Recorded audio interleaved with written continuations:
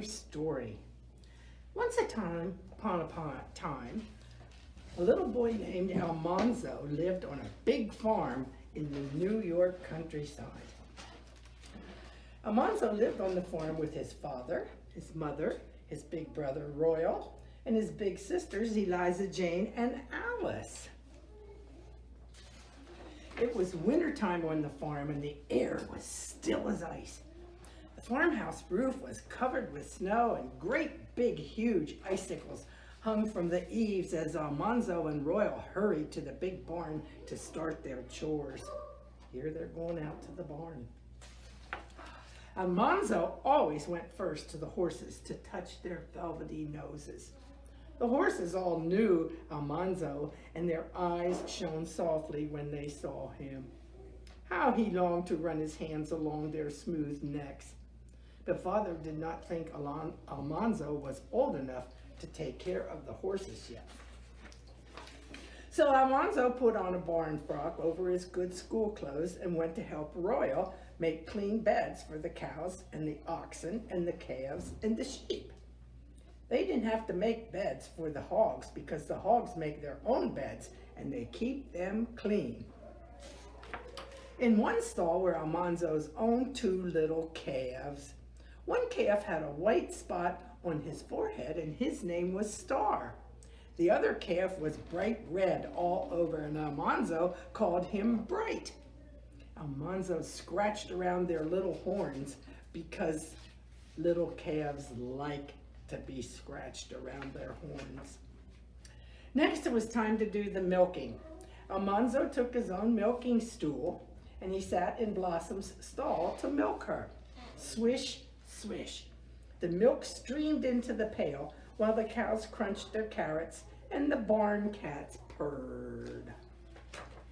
After Almanzo was finished, father said, "You're a good milker, son."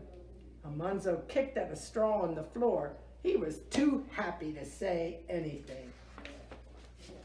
Almanzo and Royal waited while father took the shining tin lantern and made sure that everything in the barn was snug for the night. Then they walked through the cold night to the house. Almanzo was glad to get in the nice warm kitchen. First father, then Royal, then Almanzo took turns washing up at the wash basin. When he was done, Almanzo parted his wet hair and he combed it smoothly down.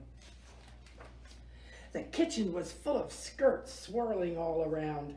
Eliza, Jane, and Alice were hurrying to dish up supper, and Mother was straining the fresh milk.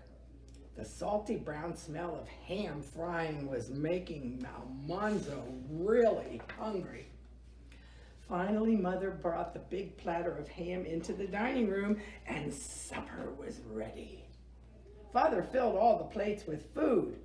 Almanzo's plate was the very last one to be filled. Almanzo ate the sweet baked beans, the salt pork. He ate the boiled potatoes and the gravy and the ham, and then he ate the bread and butter and the mashed turnips and the stewed yellow pumpkin, and last of all, he had a big piece of pumpkin pie. Almanzo felt very comfortable and nice inside.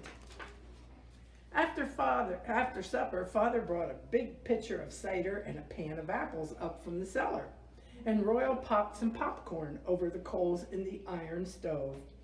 Mother knitted and rocked while Eliza Jane read aloud from the paper and Alice did her sewing. Almanzo sat by the stove eating apples and popcorn, and soon it was time for bed, and Almanzo sleepily climbed the stairs. It was good to be a farmer boy. Okay, everybody, don't you sometimes wish you lived on a farm? Okay, well, have a rest of the happy winter. Bye.